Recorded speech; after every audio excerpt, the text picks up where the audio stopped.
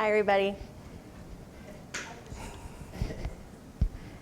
Once upon a time, in a land not too far away, there lived a girl who couldn't figure out what she wanted to research for her honors paper.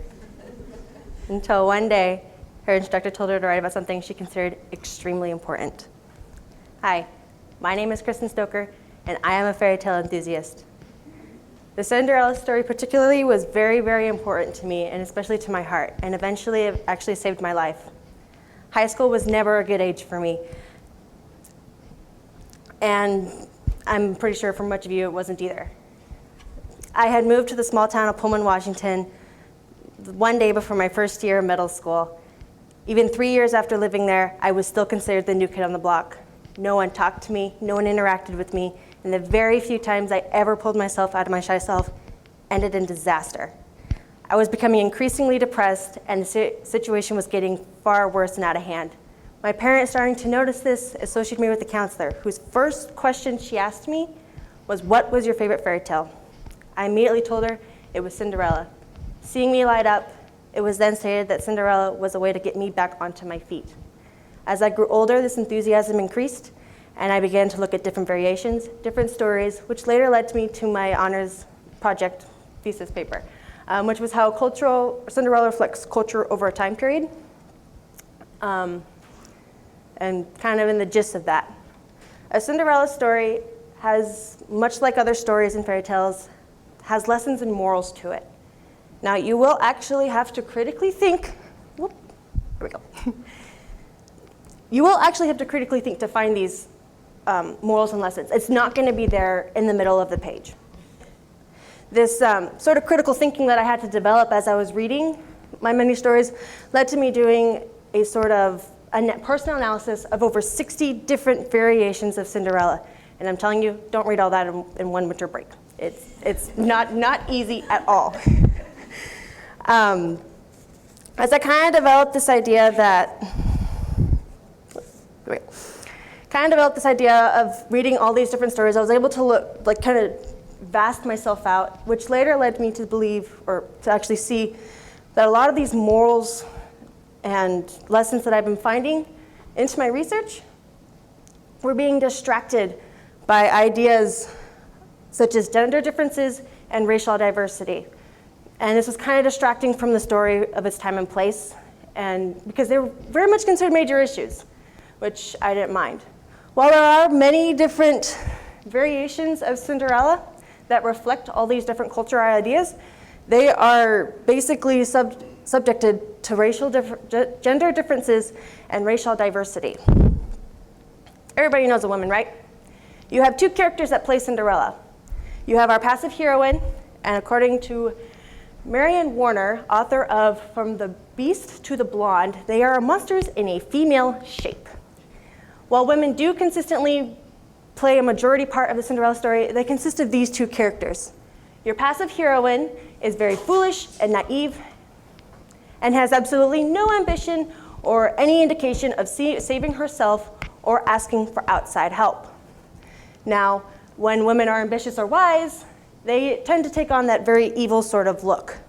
While there are some characters, like our lovely fairy godmother, who kind of has these same attributions of intelligence and wiseness, they have very little parts and are hardly ever noticed. And most of the time, are very evil. So when women are portrayed as this evil character, they tend to have this sense of jealousy and hatred towards the heroine, and kind of seen as the only strong female character in the story, which, okay, yay to that, but women naturally are not going to be intelligent and evil at the same time. When I was going about this, I wanted to do an unbiased study of gender roles when I was doing this, and had quite a bit of issues when I came to the men.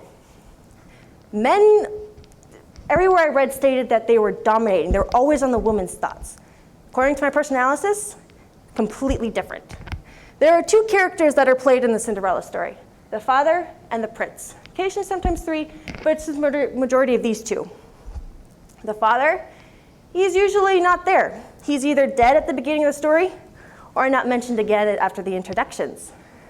Our lovely prince, who everybody says is on every woman's mind, doesn't show up until after the ball has actually been mentioned. The prince has no personality, no ambitions, no character, and a lot of times, not even a name. Yet, they are all very handsome and very rich. This kind of became a problem for me because while men do play some of the higher positions in the story, they are dull and lacking of character. And just stating that men were dominating wasn't going to cut it for me, and I had to dig deeper.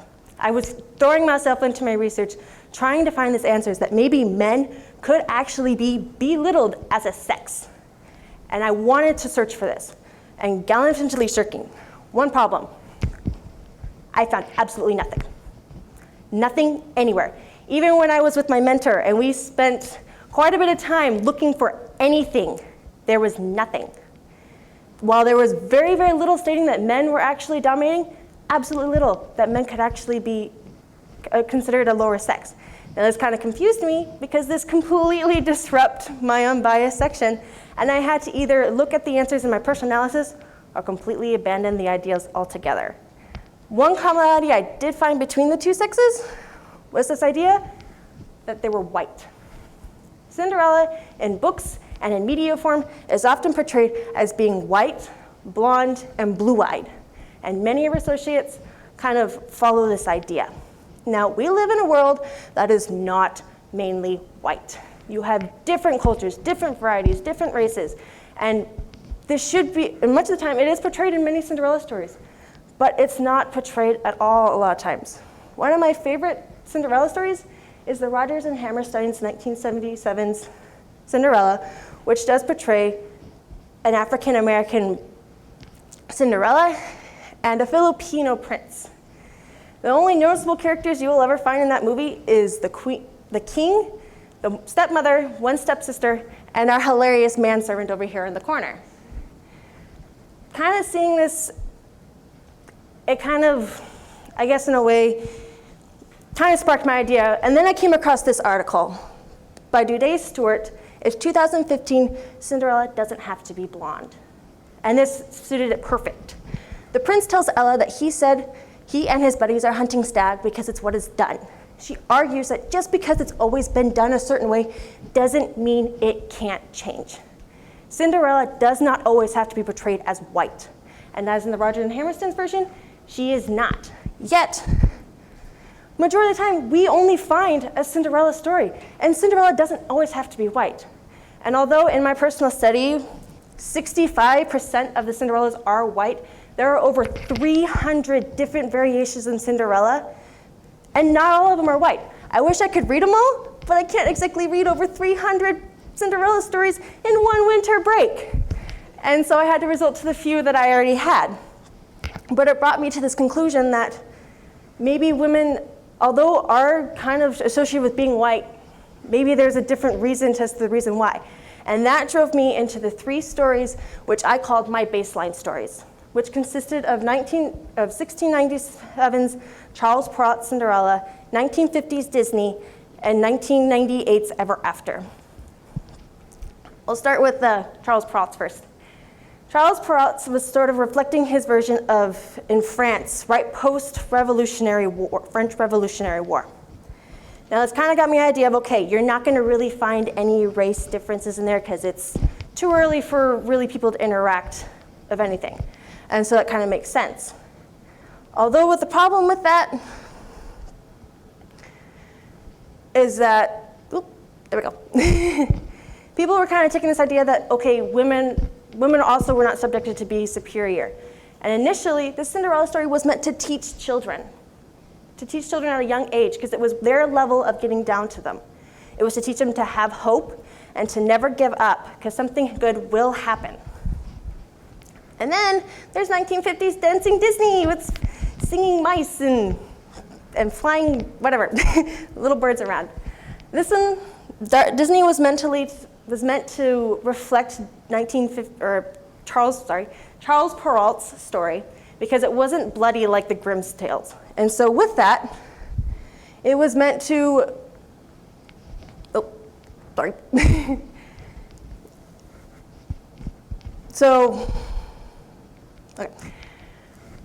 Many believe, in my research, many believe that there was a sinister reason behind Disney's 1950s Charles Perrault. Around this time period, World War II had just ended and men were coming back, and many people believe that this was the reason to put women back into the household. While reflecting Charles Perrault, it was to also get this idea to never give up. Cinderella, towards the movie, she does give up, and the fairy godmother sort of helps her bring that hope up. This was supposed to help children and even people realize that you have to work hard and to never give up hope to get to the things that you want. Now, it could be argued why there are not any people of color in the story, but it was supposed to be a reflection of Charles Perrault, and mainly for the women, not exactly to represent what was going on at that time. And then there is a majority of everybody's favorite, 1998's Ever After, which was a way of bringing women out of themselves. Women were becoming more independent, more intelligent. And one of the great traits of Danielle, our Cinderella in the story, she has hardly any ladylike qualities about her. She sword fights, she talks back to her stepmother, and she even frees herself from the bad guy. Nothing that you would really find in this. This was more of a reflection of how women were coming out more. It was not exactly supposed to be judged on that. It was just a reflection of that. And so women were now being taught that they could be oneself. They didn't have to be this naive and foolish bubblehead, I guess you could say, to get a guy. And in fact, intelligence actually gets her the guy in the end of the story. She gets the man because she is who she is. And so Cinderella is kind of a great way of teaching you about many things, especially in culture, but it's often being hidden behind gender differences and racial diversity because people are mainly focusing on these ideas. They're not actually looking what's into the story that makes it click. Being a writer myself, I hope to use these oppositions to make my writing better so people will be able to have an acceptance to it and not have an issue with it. And thus, I hope to live happily ever after, or hopefully so.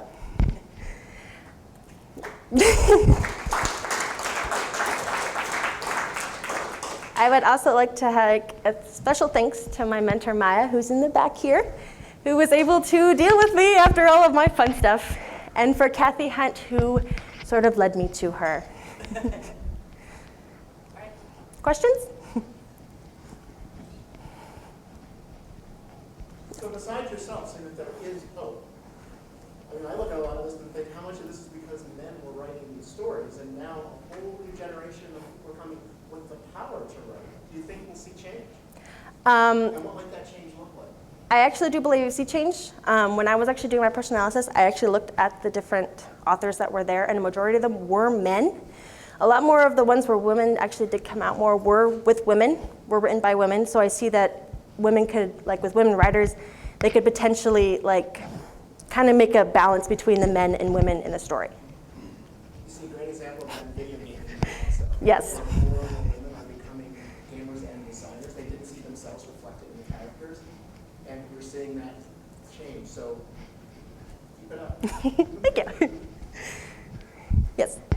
Just as you were looking internationally, did you find the story reflected the original, or were there different sorts of tweaks that came out of the pictures? That's actually a really good question. So there were many that did reflect the original story. Of course, there is an argument of which actually started the first Cinderella story. But a lot of them had the same base or plot line, just kind of different story line, I guess you could. Does that make sense? Okay. So yeah, it had the relatively same plot and ideas. It was just told differently.